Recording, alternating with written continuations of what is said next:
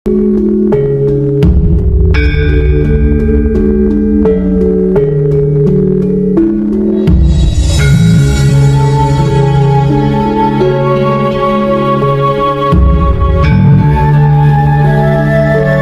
kan banyak orang kena masalah, Pak Web, menghadapi masalah. Iya. Nah, ketika menghadapi masalah itu, tips untuk menyelesaikannya kan ada tuh di blognya Panjenengan. Siap. Tips menyelesaikan masalah itu. Ada nggak rumus yang mudah untuk diterapkan supaya teman-teman keluar dari belenggu masalahnya masing-masing gitu. Tidak peduli seseorang itu hebat Okay. atau bodoh, Mas. Sesungguhnya Tuhan kita memberikan senjata paling ampuh dibanding senjata apapun. Ini tidak peduli loh, latar belakangnya seperti apa enggak peduli. Semua makhluk diberi senjata ampuh oleh Tuhan untuk bisa berhubungan langsung dengan Tuhan. Apakah senjata itu? Air mata, Mas. Air mata. Hanya saja manusia-manusia modern terlalu angkuh untuk meneteskan air mata, sehingga dia kesulitan untuk berhubungan dengan Tuhan. Bahkan ketika kepepet pun tidak mau nangis. Nah, aku wong lanang kalau sudah metu kuine. Mosok cemen. Itu loh egonya manusia.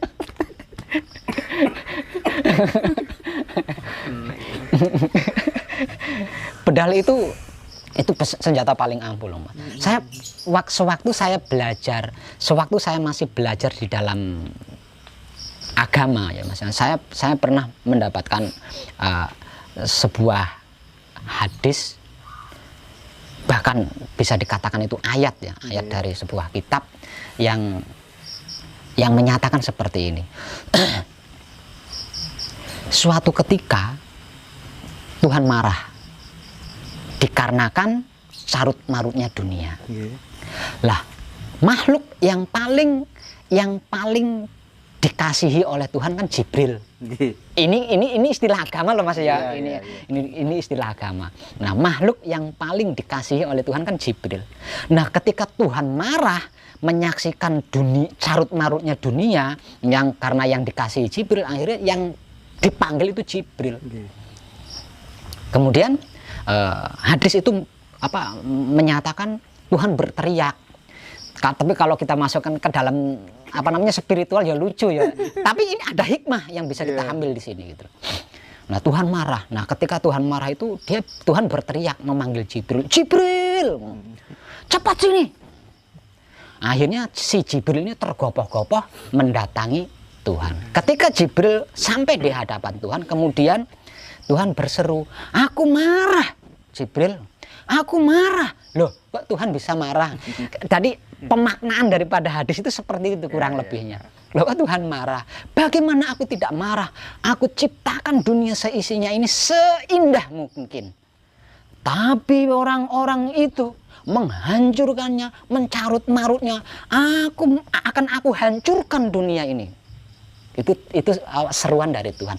Lah terus Jibril itu ngomongnya kayak Dono Kasino Indro. Ya Tuhan, dunia ini seisinya milikmu. Yang menciptakan juga Engkau. Kalau Engkau hendak menghancurkan dunia, halo monggo, silahkan. Jawabannya kan jawaban pelawak atau? Iya. Itu si Jibrilnya itu ya nyeleneh. Tapi saya dapat hikmah yang luar biasa di situ. Gimana, Pak? Nah, setelah dipersilahkan oleh Jibril, kemudian Tuhan berkata lagi, "Tapi aku tidak sampai hati, Jibril." Nah, dibahas lah Tuhan punya hati gitu ya. Tapi dialektikanya seperti itu. Ya, gitu. Tapi aku tidak sampai hati ya, Jibril. Loh, kok Tuhan sampai tidak sampai hati itu? Apa yang bisa menyebabkan Tuhan tidak sampai hati? Jauh di bawah sana, Jibril, ada seorang hamba yang bersimpuh di hadapanku dengan linangan air mata. Artinya satu tetesan linangan air mata menyelamatkan dunia, Mas. Tak peduli agamanya apa. Enggak peduli. Enggak peduli. Pak Beb, ini pertanyaan terakhir Pak Beb. Sebenarnya masih banyak, cuman nanti kayaknya supaya kita juga fresh, fit, kayaknya di season 2 saya kesini lagi deh. Boleh. Mohon izin Beb. Siap. Mohon izin. Oke, ini penting sekali. Pengen tahu bagaimana sih Patrap Semedi versinya Pak Web itu seperti apa yang bisa diterapkan saudara-saudara kita yang membutuhkan, Pak Web. Gimana? Ya. Arahannya. Kalau patrapnya Bersamadi yang saya gunakan itu patrap asli, Mas ya. Okay. Kenapa saya katakan asli? Karena sesungguhnya patrap ini terjadi ketika kita masih dalam kandungan. Gitu. Ketika kita masih dalam kandungan, nah sikon kita itu seperti patrap yang metodenya saya gunakan. Seperti halnya patrap kunci seperti ini, patrap paweling seperti ini, patrap mijil seperti ini, patrap singkir seperti ini. Itu semua patrap itu pernah dilakukan ketika kita masih dalam kandungan. Gitu. Itu bisa dideteksi dengan apa kayak alat apa kayak. Nah, itu patrapnya. Kalau ingin tahu secara khusus ya mungkin barangkali bisa berhadapan langsung ya. Ya, bisa apa namanya belajar bareng Mas. Karena apa? Karena di sini nggak ada guru murid gitu ya. Sungguh tidak ada guru murid. Bagi siapapun yang belajar bersama saya di sini, saya adalah teman seperjalanan, bukan guru, bukan pembimbing, teman seperjalanan. Iya. Ini mungkin bahasa orang ateis, Pak Eb. Iya. Menjadi Tuhan untuk membunuh Tuhan. Gimana itu? Menarik gitu, Pak. Ya.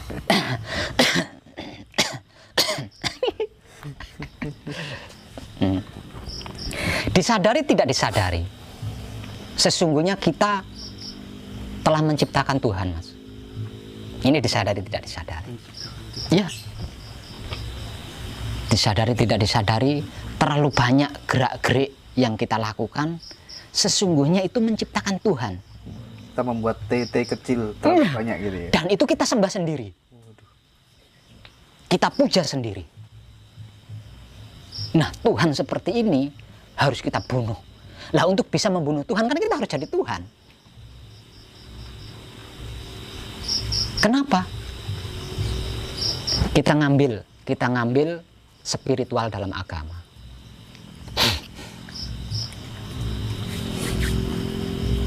Sesungguhnya manusia itu adalah wujud dohirku dan aku adalah batinnya manusia.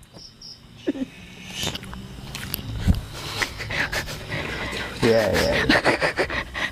Lah, hanya dengan itu kita bisa membunuh Tuhan yang kita ciptakan di setiap saatnya. Konkretnya TT kecil itu apa, Pak Web? Katakanlah seperti ini. Saya ke apa namanya, ke swalayan. Saya ke swalayan membawa motor. Setelah sampai di swalayan, saya memarkir motor di depan swalayan. Kemudian ya Tuhan tolong jagain apa motor saya ya. Nah, ini TT seperti ini yang harus kita bunuh. Karena Tuhan bukan sapam. Betul. Tuhan yang sesungguhnya itu bukan sapam.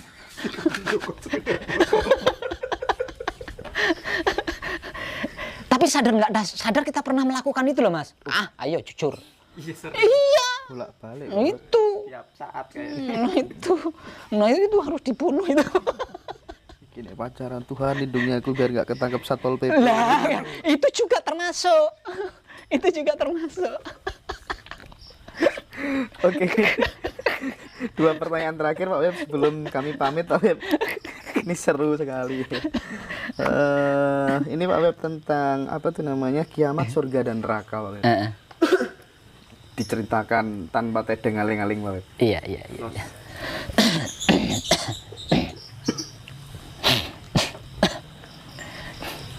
Sesungguhnya kiamat surga neraka Nggih. Itu ada, Mas. Tapi berlaku, hanya berlaku untuk orang-orang yang belum menyaksikan Tuhan. Untuk orang-orang yang belum pernah menyaksikan Tuhan. Ngerti arah aku ning ndi mana? Ya sudah. Ya wis, lek ngono cukup wis. Siap. Iya. Cukup. Satu pertanyaan terakhir. Ini apa manunggal itu sejatinya menyaksikan kemanunggalannya? Saya bingung terhadap tesis itu. Iya. Manunggal itu kan bukan kata-kata, Mas. Manunggal itu kan bukan ucapan. Nggih. Barang siapa yang merasa dirinya manunggal, berarti kan harus menyaksikan kemanunggalannya. Nah, kalau belum menyaksikan kemanunggalannya, enggak bisa disebut manunggal, Mas. Enggak bisa disebut manunggal. Lah, untuk bisa menyaksikan kemanunggalannya, ya harus menjalani pengkajian mati sebelum mati. Kalau tidak begitu, bagaimana bisa menyaksikan? Artinya untuk bisa menyaksikan diri kita sendiri secara spiritual kan harus ada yang keluar dari diri kita untuk menyaksikan diri ini. Kalau tidak ada sesuatu yang keluar dari diri kita, bagaimana mungkin kita bisa menyaksikan diri kita? Kecuali bercermin baru bisa. Nah, bercermin itu kan bukan spiritual. Dan itu kalau di sini lewat semedi itu tadi, Pak Web. Ya. Tapi di beberapa videonya Pak Web tak lihat panjenengan memegang tengkoknya teman-teman yang mau manekung, ada yang sebelah itu dalam rangka untuk apa, Pak Web? Mematikan, membantu dia untuk mencapai tingkatan mati yang sesungguhnya dalam keadaan sadar. Parameternya dia sudah mati itu apa? Apa nafasnya hilang atau bagaimana? Sekarat. Atas mengalami sakaratul maut. Sekarat. Tapi nafas masih ada, Pak Web ya? Tidak. Nafas tidak ada? Berhenti. Nafas berhenti. Berapa lama biasanya, Pak Web? Ngapunten, Saya membutuhkan waktu setidaknya 5 menit. 5 menit itu tapi sudah. Tapi kan apa tuh namanya, karakter orang itu kan beda-beda, Pak. Ada yang susah, ada yang gampang. Iya, ada. Iya, saya juga mengalami itu. 1 jam nggak bisa ada. Ada yang berhari-hari, tak ulangi lagi, saking bebele wong. Terus yang dialami ketika dia sudah fase mati tadi, apa yang dialami biasanya, Pak Web? Ia menyaksikan Tuhan. Dia menyaksikan sendiri yang disebut Tuhan itu seperti apa dan bagaimana, keadaannya bagaimana. Dia menyaksikan sendiri dan bukan katanya saya. Lah itu apa namanya? Itu bentuk cinta kasih sayang saya yang terbesar. Karena dapat membantu saudara saya untuk ikut menyaksikan apa sih Tuhan itu bersama saya. Dan saya bahagia dengan itu. Tapi ada kunci kan sebelum. Ada. Mulanya tidak bisa dilakukan sendiri, Mas. Tadi kan saya ceritakan matinya gampang, kendat. Ngombe racun iso. Langsung ketemu ya. Nggak bisa kembali. Tapi kan anak bojone mesakne. Oke, Pak Web. Terima kasih banyak atas dialognya pada kesempatan malam hari ini. Saya banyak menemukan perspektif yang baru, dan tentu teman-teman nanti saya mohon izin, barangkali banyak sekali teman-teman yang pengen belajar. Insya Allah ini sangat bermanfaat, Pak Web. Saya mohon maaf, dan saya benar-benar mohon izin dalam waktu mungkin seminggu 2 minggu diperkenankan hadir ke sini lagi untuk sinau, Pak Web. Siap dan terima kasih. Bisa ikut praktik manekung. Wow, mantap. Siap Siap dan terima kasih. Terima kasih banyak, Pak Web. Geng.